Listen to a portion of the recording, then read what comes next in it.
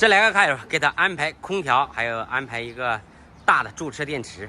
然后他这个车是4.2米排版，2个人双驾，所以说他这个装个空调合适，一个开车，一个睡觉，2个人轮流换。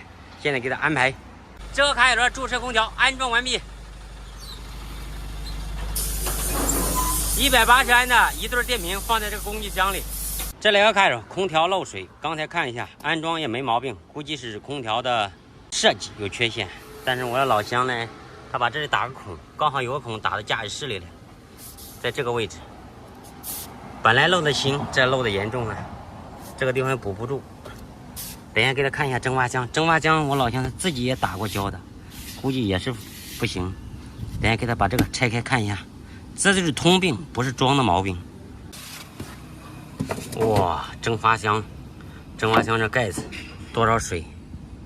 这边上估计是从这里进去的水。等一下看一下具体从哪里漏。现在帮他把这个槽这里封住，还有这个轴承这里也封住，但他这里打了个孔，这里也不干净啊，估计不好封。这就是怕存水漏水，结果一打孔打到驾驶室了，从这孔里面能看到驾驶室，头痛。还有就是这个蒸发箱设计的时候，看见没有？蒸发箱这个槽太小了，风机一吹，估计水分会进到车里。好多蒸发箱都是斜的，然后这个储水槽比较大，它这个看见没？这里就一点点缝，这边一点缝都没有。风机一转，上面有水分一吹，吹到驾驶室里了，所以说也会导致这个问题。反正蒸发箱我是没法子，你看设计就是这样。我把前面给它弄一下，就把蒸发箱这个位置打一圈胶，上面这里打一圈胶，因为这上面好多水渍和泥巴，100%从这口进的水，然后车一转弯，哗啦，从往左转这边流，往右转那边流，所以说就是这个现象，盖上。这个开着空调已经给它处理了，具体行不行我也不敢保证，反正是感觉那里蒸发箱那里漏。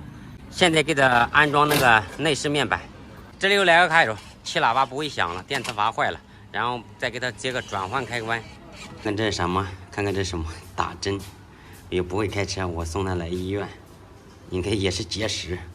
现在有卡友在我门口装空调，我们家大宝还有徒弟不会开孔。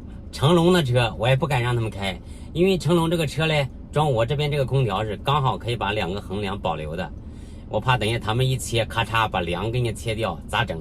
是不是？成龙这个车大家都知道啥毛病，是不是？你再把梁切掉了，咋整？所以说我回去这个开孔还是我来开，不放心呐。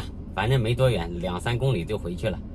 刚一回来，一个卡友说把电给他接到这个车里面，有个这个户外电源，我不是扯犊子了，这么细的线接个24伏能带空调，不想着火吧？我是不敢给他接，反正让他自己接，我把我空调装好。